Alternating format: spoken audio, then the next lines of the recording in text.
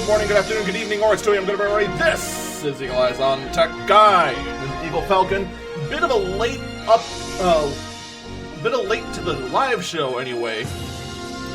Unfortunately, we got a bit sidetracked with very not sure if I'd say exciting, but very interesting story in the game. Maybe I'll talk about that on Eagle Eyes some other day, but not today. I am going to, however, talk about the effects of other people's choices. There was a decision made over the week that affected a lot of people emotionally. These people in charge made a decision, and there was an outcry among the people. An outcry so loud that everyone, literally everyone, heard it. I am, of course, speaking about Microsoft's killing of MS Paint. Why? What do you think I was talking about? Doesn't matter. Here's how the stories pretty much went. Monday, everyone kept chanting out as loud as they could, "Rip Paint, rip Paint, rip Paint, rip Paint is being killed, MS Paint is over." The following day, everyone cheered out, "Paint lives!" In fact, here, in this story I got up right now that it came out on the 24th, when it was first announced that Paint was being killed, right next to it, "Paint lives!"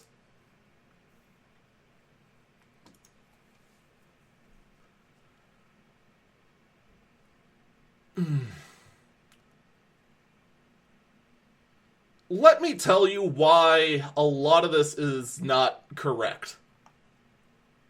Okay? So, let's go back in time for a bit. Very recently, Windows 10 came out with an update called the Creators Update. This update was forced on almost every single Windows 10 version and pretty much dragged you kicking and screaming into this update. One of the changes this update did was it added a new app called 3D Paint. 3D Paint is a lot like MS Paint, except for the fact that it makes 3D objects. So instead of making very crude drawings, you can now make very crude 3D models. And currently, I was kicking myself, because this should have been the easiest... This should have been the easiest prediction to make in the world. That 2D Paint was going to be kind of put on the back burner and possibly never updated. And that's what happened. On Monday, it was announced that MS Paint, 2D Paint, was going to be in deprecated status. This means that it will not receive any future updates, and it may not appear in future versions of Windows.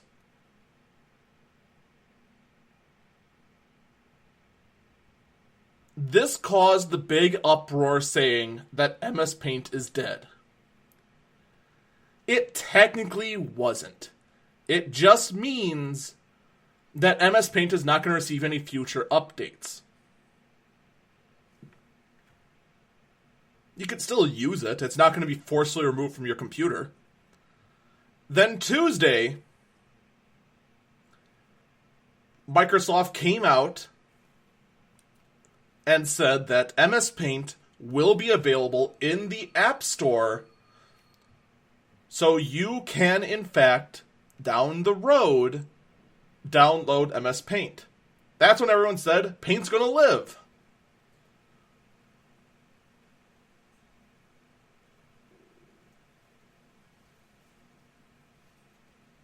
Here's the truth. Paint is basically dead.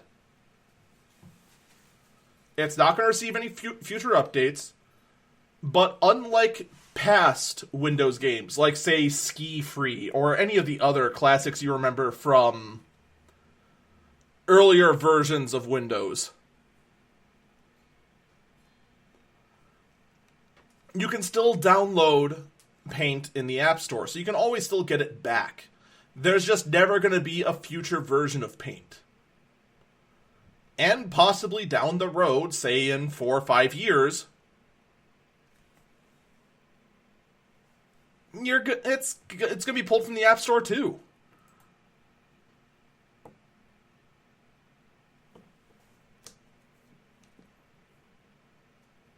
So if someone tells you that Paint is dead and then it was saved,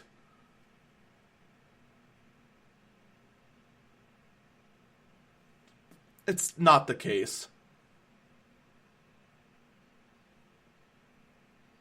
It just isn't.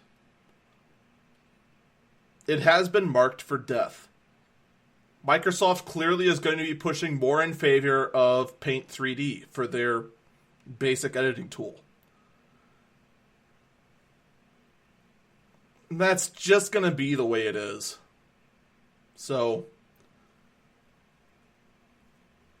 for this, we say, Paint, you've had one hell of a run. And I'm sure for crude drawings, we'll look forward to all sorts of disasters that are going to come out of Paint 3D. And with that, we move on to the next death story. Adobe finally is killing Flash.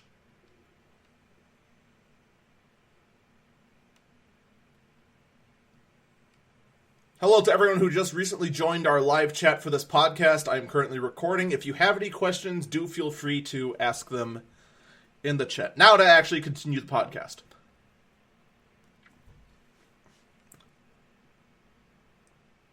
So everyone knew this was coming. Everyone knew this was coming since the iPhone came out 10 years ago.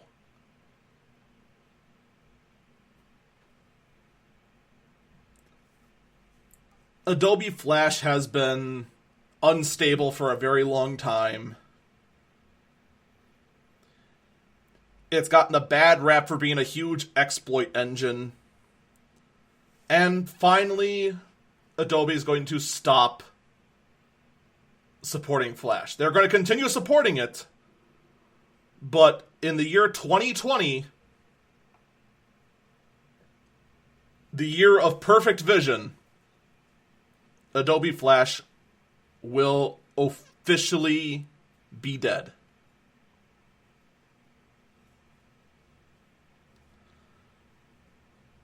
And I'm not going to lie, I'm going to miss it.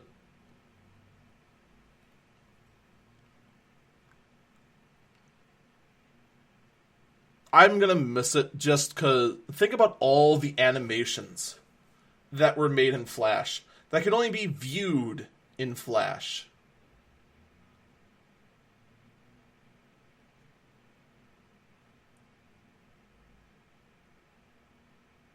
There's tons of them.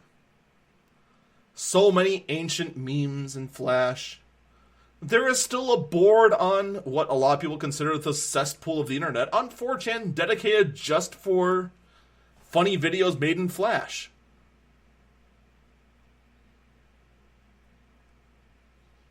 And yeah, we all knew it was coming. What else can you really say when push comes to shove? We'll miss you, Flash. Your memory shall forever live on. Any time that any of us old internet dwellers remember peanut butter jelly time, or some other ancient meme created on Newgrounds.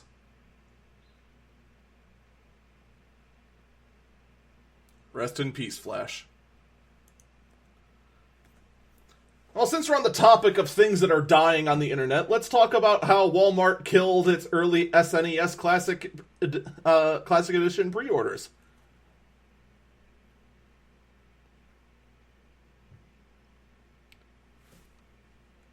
So, I missed this.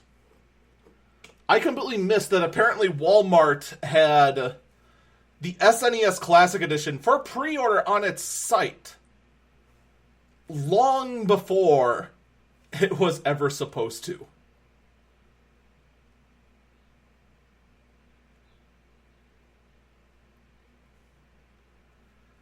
The SNES Classic is, well, it's due for the holiday season. Chances are pre-orders aren't going to be even close to being available until mid-September.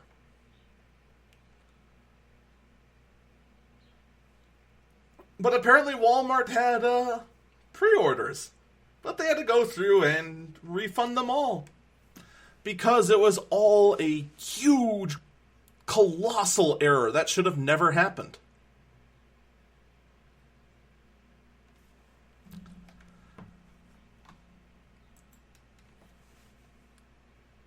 Someone in charge of the Walmart online e-commerce store completely screwed up. They made the listing, but instead of scheduling it for when it was actually supposed to be available, they put it available at that second. That's what clearly happened. It doesn't take any genius to figure out exactly what happened. What's funny is that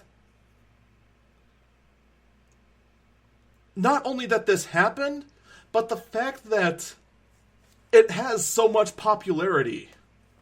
These little classic emulation boxes. And let's be serious, that's what they are. It is an ARM chip running an SNES emulator.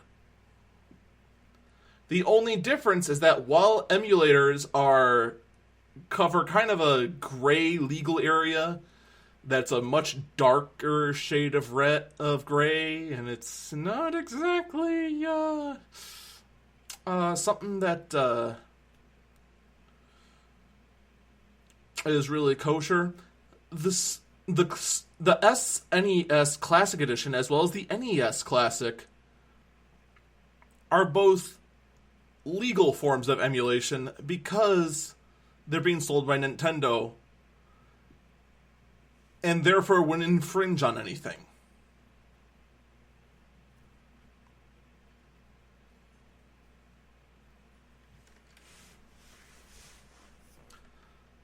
And the chat's already now going, now watch them re-release the GameCube.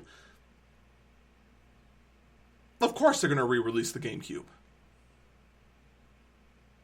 You already know what's going to happen next year. Next year is going to be the N64 Classic Edition. The year after that will be the GameCube Classic. They'll probably stop there because you can still get Wii games. They'll probably go back to re-releasing the NES Classic, or they might go into the portable realm. Releasing a Game Boy Classic Edition. And a Game Boy Color Classic Edition. Nintendo has finally figured out that in addition to actually coming out with a console that people want, they can easily make money on people's nostalgia. It's only taken Nintendo, 20 years to realize this? Ever since the dawn of emulation?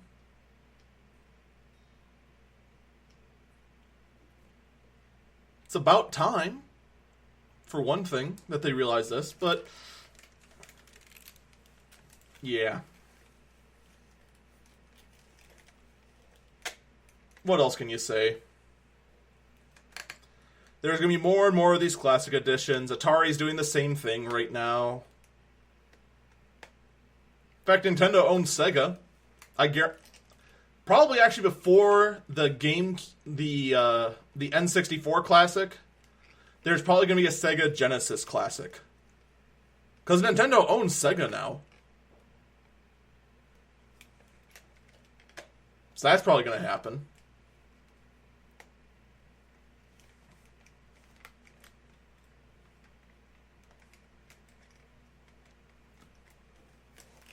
And who knows, maybe DJ Cashmere in the chat is right, that Sony's going to re-release the PS1. I could see that. What other consoles could be re-released? The Sega Saturn? Probably not. Let's move on a little bit. So, normally, the hacker conference DEF CON usually kinda sorta goes off with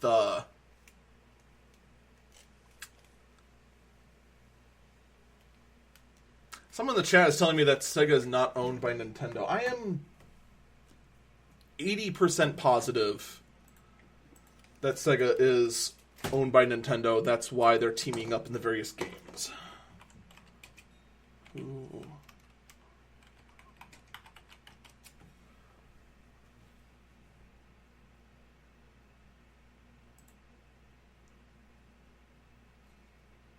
Making me look this up.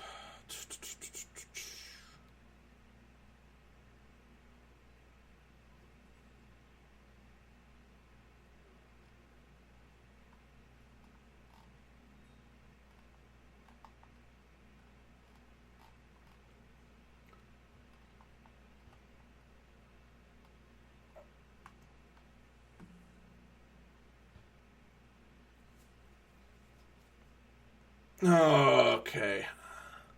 Alright, no, I did misspeak. Nintendo doesn't own Sega. Sega just basically doesn't exist. Basically, what it boils down to is Sega just works on making some games, and they basically now just work with Nintendo. They've given up on being a giant like Nintendo. So yeah, I do apologize. Sega is independent. I did misspeak. I'm not sure where I got that information from.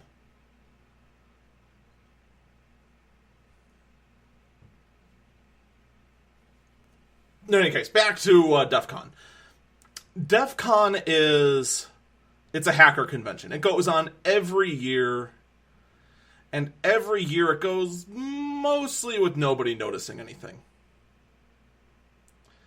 And there's usually a whole bunch of exploits. The moment you start reading about it, you become paranoid about everything because you realize that hackers can get into anything and blah, blah, blah. You basically start becoming extremely terrified for what hackers can do.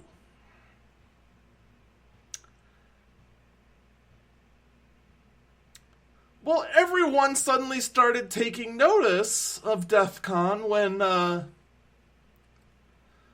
DEF CON decided to take apart a bunch of voting machines to see how easy it is to break in and actually hack them.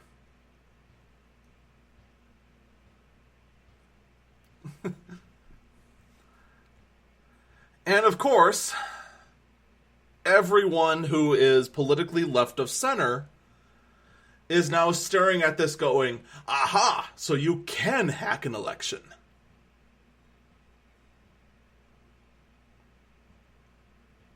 Well, yes and no.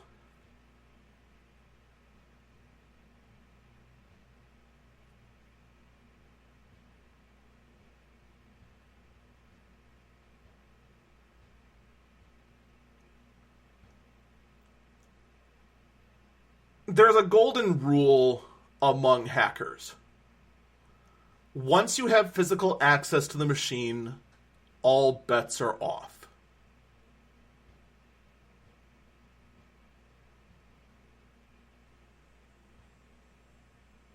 That rule basically applies to anything electronic. Anyone who knows anything about trying to get in and gain access to a piece of computer hardware, once it's in front of them, there's a way in. There's always a way in. The key with hacking is trying to get in remotely. voting machines do not have remote access. That's their intent.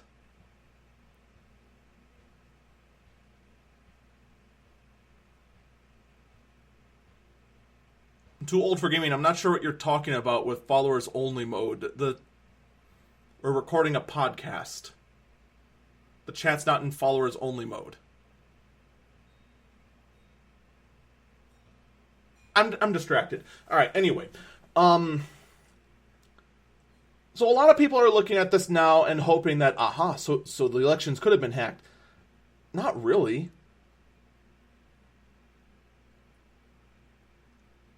The DEF CON hackers showed multiple ways that, okay, here's a USB port.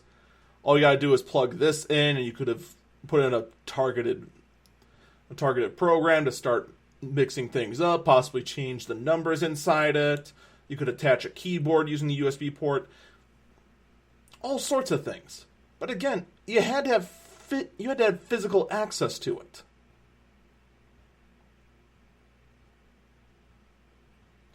This is kind of one of the reasons why you're not going to see online voting anytime soon.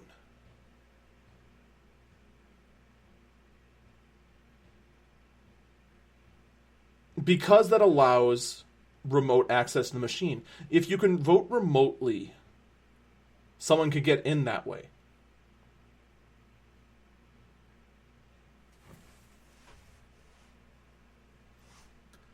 All of this paranoia now about elections can be rigged, everything's rigged, nothing mattered, blah, blah, blah, blah, blah.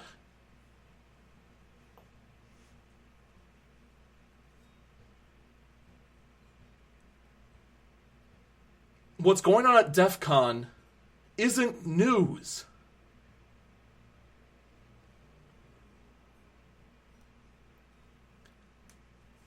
Politico here is making a big deal about the fact that hackers, once they get physical access to the voting machine, they can change votes.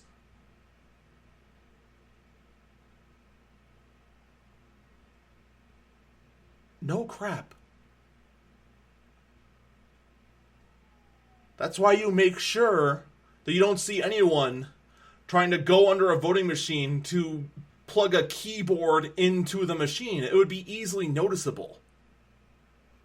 That's why you have machines like this to not be accessed by a network, so that it can be done remotely. So that an actual hack can't happen.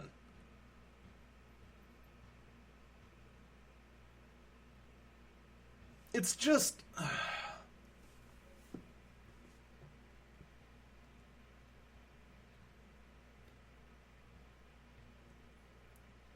It's still so annoying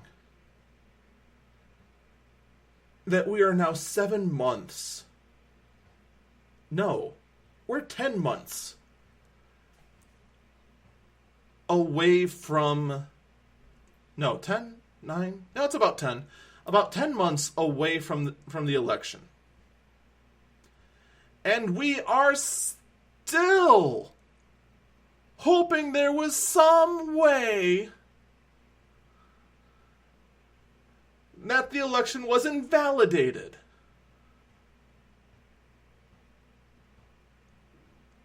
For crying out loud. Grow up. Please. This is getting annoying. Unjust Man in the chat says if I have access to the Oval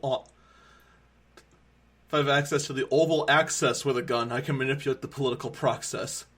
Getting that access is the hardest part. Exactly.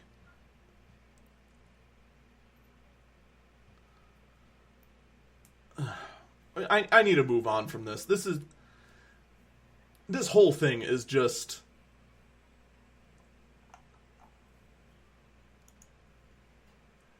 It's going to do nothing but make me cringe at how much people want to just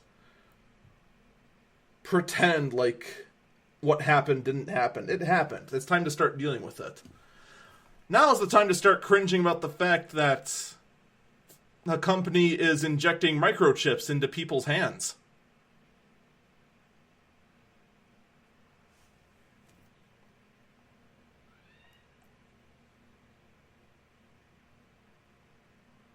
No, I'm not making that up.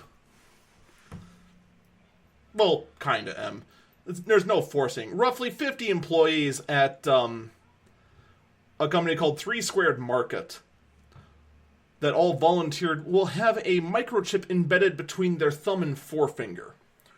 Kind of right in that fleshy little webbing portion of your hand right here. You can feel it. Right there. It's a capsule the size of a grain of rice that has NFC capability. And with that, they'd be able to use their hand to gain access to, say, security doors, put in their credit card information into, say, a vending machine, that sort of thing. It's all an experimental testing phase. Though, a lot of people are saying that's going to be a low-powered chip, so you've got to be almost basically touching the reader. Like, your hand's got to be, like, grasping the card reader or the NFC area. But we aren't going to know anyway until August 1st. Now, Unjust actually just asked, is it a voluntary condition of employment? No. The project, it was a memo that went across the company. 3 Squared makes vending machines and looks at new technology that can be implemented in vending machines. They look for 50 volunteers. So it's just like, we want up to 50 people volunteering for this. 50 people volunteered. August 1st is when it's going to happen. We'll then find out next week how well this works.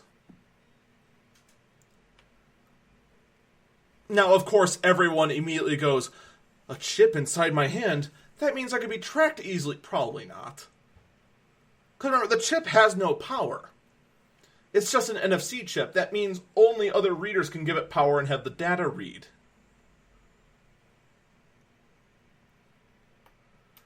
I, on the other hand, wonder, God, how annoying would that be? Can you imagine as you move your hand feeling a grain of rice stuck under your skin? Ugh. As cool as it might be to walk up to a door, hold my hand out, and have it open for me, just the thought of when I, like, clench my hand or grab anything, I can feel it shifting under my skin. Ugh. Just, ugh. Man. Ugh. All the power to them. All the power to them. Hopefully, it can be easily handled. Alright. Let's go over to what we do best around here. And that's talking about the latest computer hardware. The AMD Ryzen 3 processors are out. Ryzen 3 is the bottom tier AMD processors. These are the ones that are supposed to compete with the Core i3s. Alright, we finally have the details today. Here's what we got. The Ryzen 1300X is going to be a quad-core chip with 4 threads, so no hyper-threading. Base clock at 3.4 GHz. Turbo up to 3.7. DDR4 dual-channel RAM. 65 watt TDP. Price of $129. The Ryzen 3 1200, 14 nanometer processing tech, 4 cores, 4 threads, 3.1 gigahertz, turbo up to 3.4, 8 megs of cache, DDR4 dual channel, 65 TDP watt, $109. Those are the only two.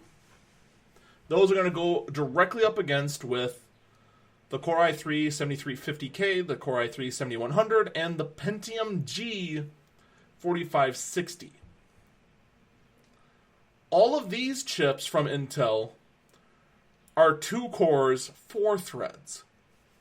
So naturally, the Ryzen parts are going to be better at multi-threaded applications. Just like, I don't know, every other Ryzen chip. But the thing here is that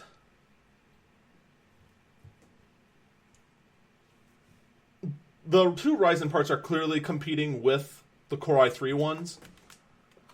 The 1300X is slightly cheaper than the 3550K. The 3550K is a 2-core, 4-thread part, 4.2 gigahertz, no turbo, 60-watt part. The 7100K is 3.9 gigahertz, 2 cores, 4 threads, 51-watt part. The 7350K is $150. The 7100 is $120. So the AMD part undercuts them both. But now here's the thing. One, the Ryzen parts can self-overclock. They can turbo. The Core i3 parts can't. That part's disabled. The Ryzen parts can also are 4 cores. They have 4 real cores. Now, in this day and age, most applications, and even most games, unless you're Terra and terrible, know how to use 4 cores. They can gain that benefit. It's going to be harder for a game to use 6 cores or the 12 threads of, say, like the Ryzen 5s. But 4 cores, no problem. In fact, actually, at this lower end, the Ryzen parts will probably prove to be the better processor, both for gaming and for workstation applications. Both in the professional world and the gaming world, the Ryzen 3s will probably beat out the Core i3s. Of course, we won't know until the Ryzen 3s get out into the benchmarkers and can then be tested head-to-head against the Core i3s.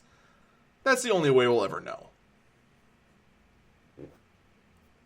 And I will eagerly wait for that day to come to find out what's going to be best for future budget builds.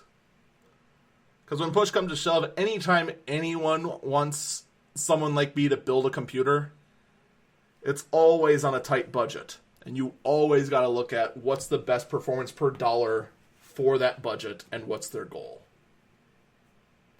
So we'll see down the road. Alright, so this next story.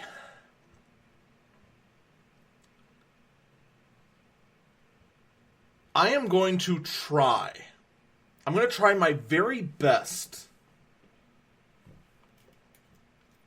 to not bring politics into this next story. But I'm not going to lie, this next story is going to be very difficult to do that. Much more difficult than it is with every other story. Even the voting machine story that we just talked about. It is easier to not inject politics into that one, even though I kind of did. But I'm going to try my best with this next one.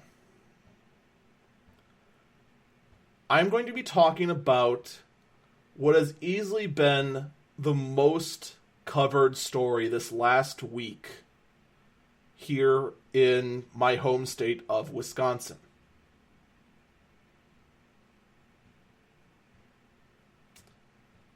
And I'm going to go over day by day how this story quickly evolved and exploded this week. All right? I didn't talk about this story earlier in the month because it was rumors. Earlier in the month, there were rumors that a Foxconn factory was going to be built in the United States. Foxconn is a Taiwanese company that mostly exists in China. And they are basically the stereotypical Chinese manufacturer. They build tons upon tons upon tons upon tons of electronic components that are used for almost every single electronic seller in the world. They make TVs, they make laptops, they make motherboards, they make desktops, they make tablets. They are the main vendor for Apple, making their iMacs, making their Mac Pros, making their, of course, iPhones, which is what most people know them for. They make their Samsung phones. The thought that a Foxconn factory we've built in the United States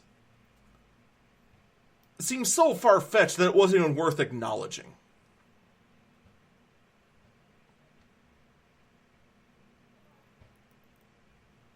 But then, on Monday, rumors spiked. Monday in the morning, it was basically all but confirmed that there was going to be a Foxconn factory somewhere in the U.S., targeting the Midwest. Detroit, Wisconsin, Ohio, lots of states were being targeted. Those three were near the top of the list, supposedly. Monday afternoon, it was confirmed by a local talk show host here in Wisconsin that the Foxconn factory is coming to southeast Wisconsin, and it was going to be announced Thursday at the Art Museum. That was his report. Tuesday, that report went everywhere. And then Wednesday, it was made official. It was made official that Foxconn was building a factory that would build LCD panels for televisions, high-end televisions, specifically targeting the 8K market in southeast Wisconsin. That's basically where this story ends for right now. More than likely, more and more details are going to be revealed down the road. There's word right now that this Foxconn factory could employ anywhere between 3,000 and 13,000 employees, despite all of its automation. And that there was some tax package that was cut between the Wisconsin governor and Foxconn. Now, that package still has to be approved by the state Senate and state Congress. And unfortunately, I don't have all the details yet.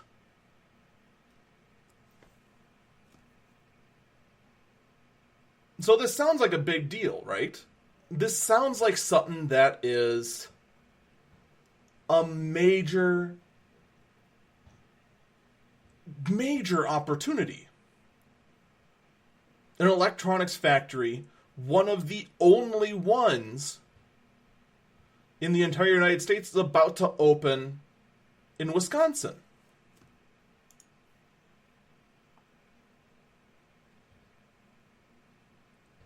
The moment you Google Foxconn, Wisconsin,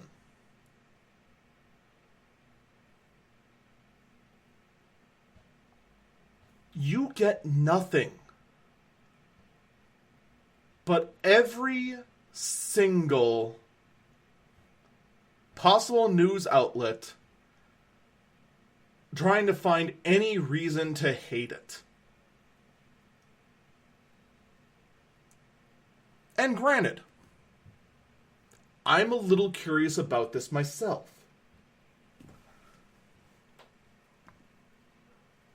How is a Chinese company, primarily, I know Foxconn is a Taiwanese company, But for the most part, 80% of their operation is in China. Foxconn's culture, as we know, is basically Chinese, where people don't make a whole lot, but still make enough to live. Like, roughly equivalent to what here in the US would be about $2 an hour. And living on campus. How would that translate over to the US? Especially since a lot of people talk about potential suicides at Foxconn plants.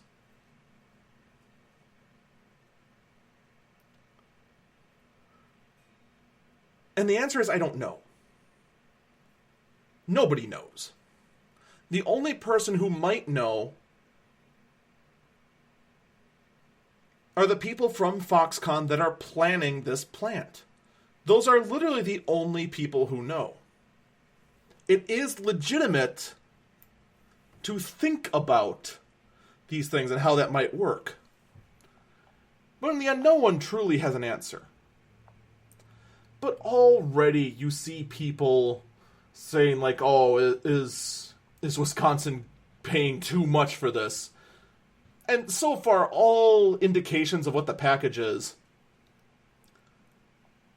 shows that all of it is tax credit, which means that technically the state isn't giving anything. The only thing they're doing is saying you don't have to pay taxes on this, this, and this. And all of those require certain goals to be met. We're not going to know the full package until next week when it's presented to the state senate. Rumors are also saying that this package is going to include I-94 being expanded. That actually would be paying something. That does mean that the state has to pay for the construction of that. That, if that's the case, that's not that big a deal. That was something that the state was planning even before Foxconn was even a thought. Now, one thing that a lot of people aren't talking about, though I'm sure someone is the potential land that this Foxconn factory is going to be taking. Most of the speculation is that it's going to be in Racine. Racine, Wisconsin is it's a pretty small city. It's only about 70,000 people. And it's there. That's basically all Racine is. It's there. The site that a lot of people are expecting it to go is mostly farmland and state park.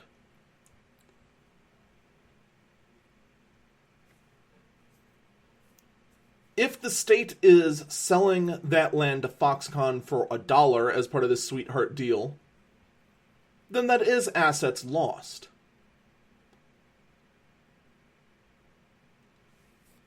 But here's the other thing. While it is assets lost, look at what the state is gaining. Up to 13,000 jobs, in addition to any jobs that factory would generate. They're making the panels for the TVs.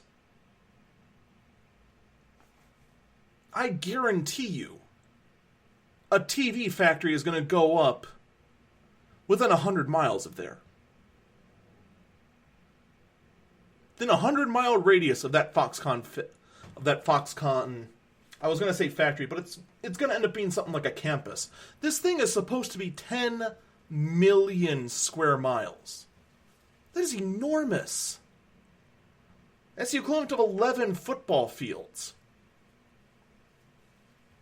Or if you're a Wisconsinite, 11 Lambeau fields. Because that's the analogy that's been going around endlessly. I'm almost willing to guarantee within 100 miles of this factory, there is going to be a TV factory. More than likely, a Sharp factory. Sharp is a brand that is actually owned by Foxconn.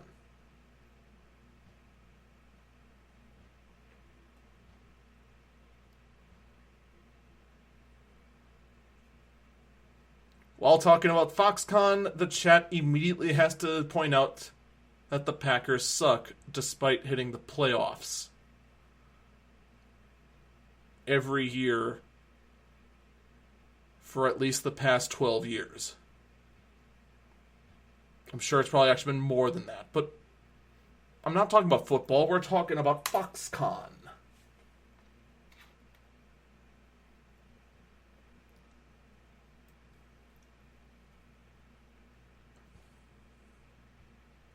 The point is, despite the chat trying to do its best to be as much of a football stooge as possible,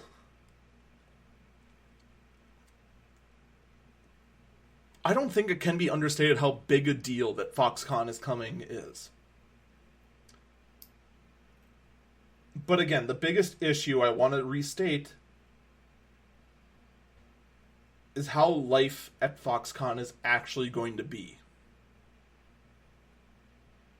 And no matter what anyone tells you, unless they actually are one of the Foxconn executives, they don't know.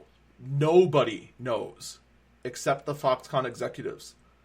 They clearly have a plan, and they are keeping it very close to their chest.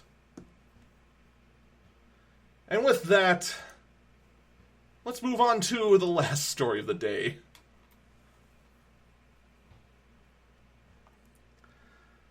The fact that the ransomware problem is getting so bad. It's getting so bad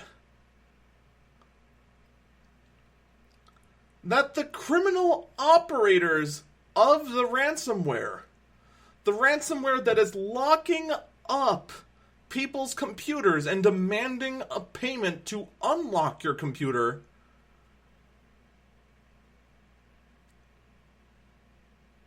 are creating their own customer service firm to help victims of their criminal virus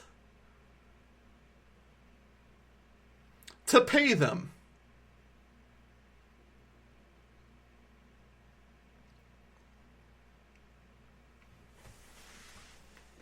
This is a real thing. I am not making this up.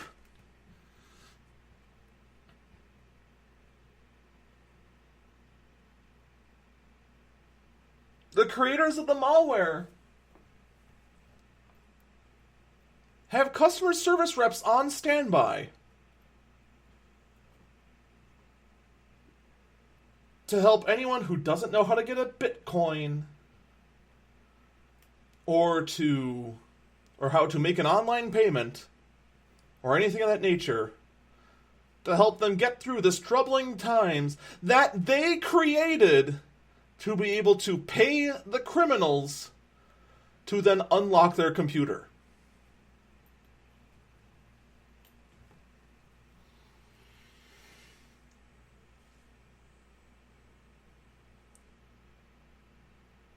What more can you say?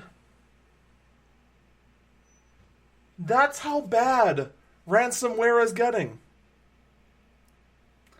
This is how bad it's getting. It is getting to the point that there's a help desk for this criminal enterprise. Look, this is without a doubt getting out of hand.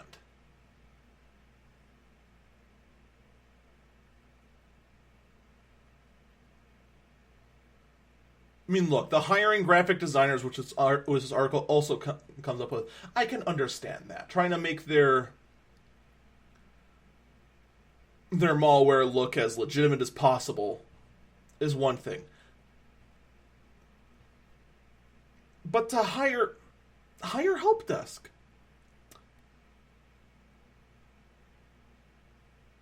Here is the key. Here's what I'm going to say.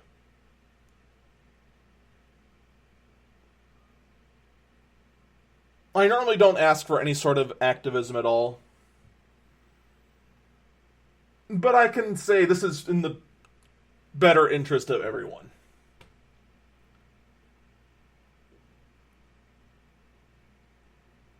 Tell anyone you know that is potentially at risk of falling for ransomware like this. Tell them never, ever to call the number on the ransomware. Go see an IT guy. Go to Geek Squad or Office, whatever. I don't care who. Whatever you do, do not, under any circumstances, call the number and give these guys, who seem to have enough money to now hire help desks,